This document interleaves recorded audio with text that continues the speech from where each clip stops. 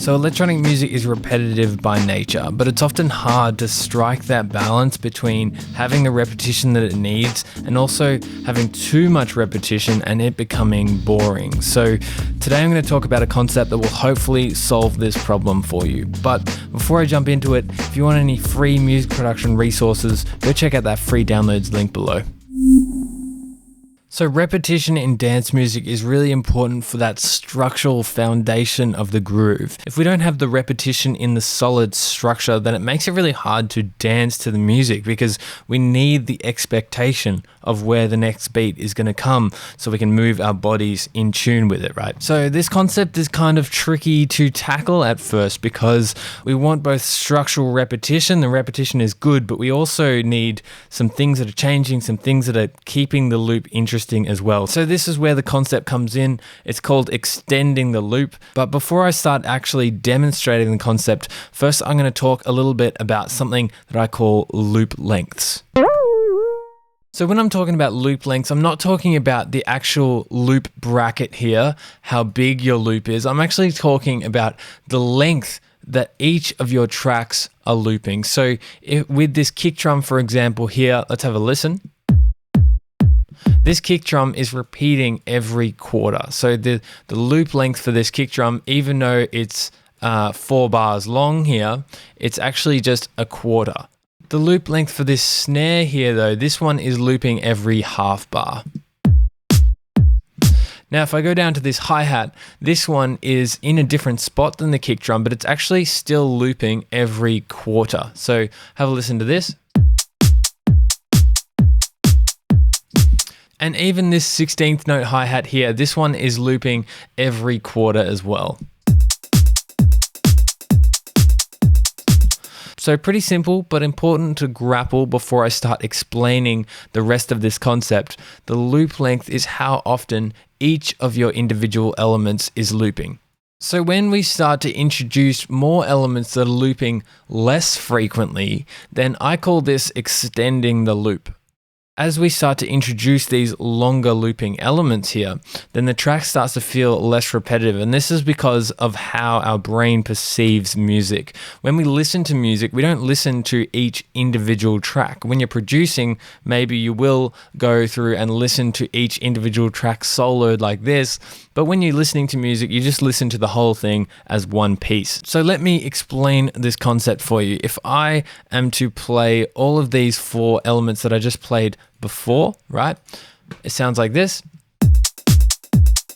So the loop length of this whole drum group here with just these 4 elements is the length of the longest looping element. So that's a bit of a tongue twister, but the longest looping element here is the snare because it's looping every half and everything else is looping every quarter, right? So the loop length of this drum group with these 4 elements active is 1/2. If I introduce this hi-hat here, and this has some slight variation, some different hats that are playing each quarter, this one is looping every bar.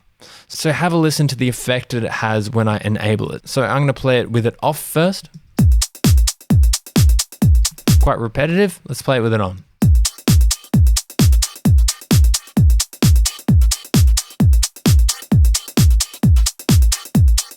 You see how it really gives it some space to breathe because we have a longer loop length here and our brain is now perceiving this loop to be 1 bar long rather than half a bar. So we've just extended the loop. So this concept explains why things like percussion, like this element here, I've got this one repeating every 2 bars, but then I've actually got a variation over here. So the loop length here is technically 4 bars long. So let's have a listen to this.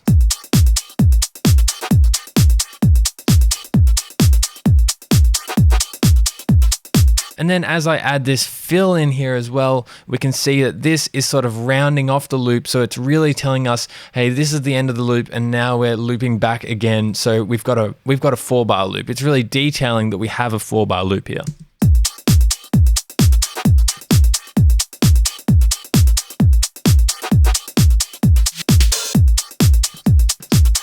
So explaining this is kind of interesting because this is a very intuitive thing to more advanced and intermediate producers. But within learning producers, this is such a common mistake. They'll say, I've got a hi-hat, so why do I need a second hi-hat? Well, this second hi-hat is playing like on the same spots as this one, but this one is slightly changing over the loop. It's giving it a little bit more space to breathe and a little bit more push and pull. It also provides a little bit more groove as well. So this also explains why variation is so important within your loops as well, because this is giving us the feeling that the loop is extending even longer. So I've got a 4-bar loop here now.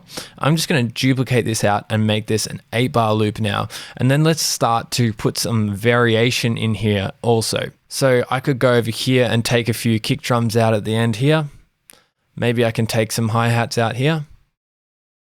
And this is going to work because I know I've got this fill here. So when this fill is happening, it's pretty common to take out other percussive elements. That sort of mimics like a real life drum kit. When you're playing a fill, you can't necessarily play the other hi-hats at the same time. So we've got this fill here and I'm taking out some other elements. I've also got this open hi-hat here. And here, this is a really interesting one. So I've actually got this effect here and it sounds like this. So an effect is another really good thing that sort of details the length of your loop. It's an obvious thing that you're listening to that is saying, hey, the loop is this long. So I can put this at the start of every 8 bars and it makes the loop feel less repetitive. It makes it feel more like an 8-bar loop. And then we can maybe do some sort of change to the second one so it maybe makes it feel more like a 16-bar loop. So we're starting to compound and build out our loop to make things feel a little bit less repetitive. So I've just activated this effect within the drum loop and let's have a listen now.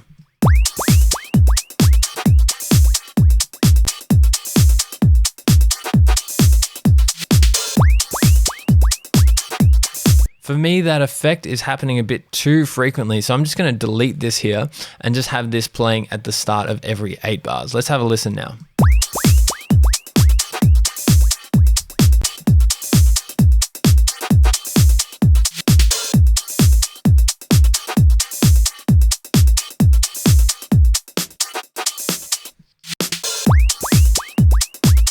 So now because there's some variations and changes, it really starts to feel like an 8-bar loop. Whereas if I was just to get this and repeat this over and loop this is an 8-bar loop, but this is not going to feel like an 8-bar loop because everything is quite repetitive in here. I'm just going to turn this off to make it a bit easier to understand. So I'm just going to take a quick moment to mention the role of the snare here. Particular types of electronic music that wants the feel of the song to be more repetitive, they often take out the snare. And you see that when I take out the snare, it suddenly feels like a quarter note loop and a lot more repetitive. It doesn't have this push and pull sort of effect.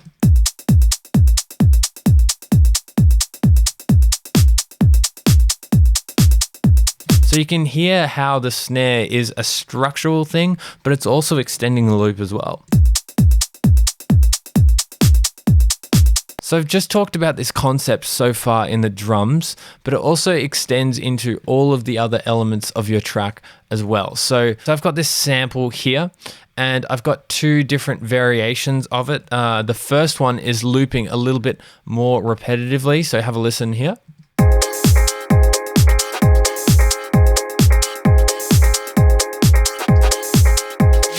You can tell that is very, very repetitive. The loop length of this sample right now is at 1/2 bar. But if I extend this loop length out, like I have here, I've just made some slight variations to it. You can see the difference that it makes to the perception of the repetition in this track.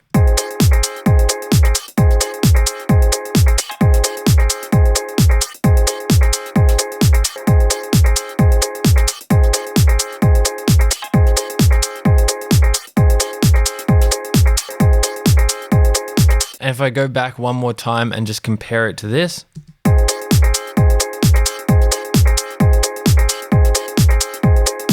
so you can feel that this one is a lot more repetitive than this one. This one I feel like is going to be easier to use within a track.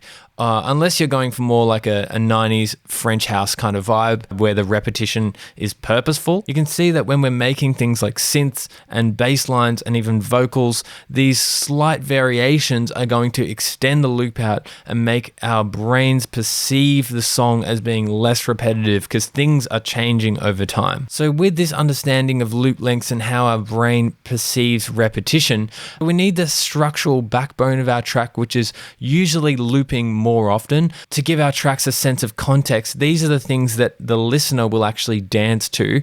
We need some things that are looping on a more medium length to give our tracks a sense of groove and enable it to breathe a little bit so it's not so repetitive and boring. And then we also need some things that are looping on slightly longer lengths like this one and like this one. And these things are just going to help our tracks maintain the flow and the dynamics and that forward momentum as well. So having an interplay between these repetitive elements and these less repetitive elements are just going to help your track feel a lot more dynamic. So that's it for today. I hope you've learned a few things about how we can extend the loop and make things a little bit more interesting in electronic music, which is inherently repetitive. If you have enjoyed the video today, remember to like and subscribe to the channel. Otherwise, thanks for hanging out, stay safe, and I'll see you in the next one.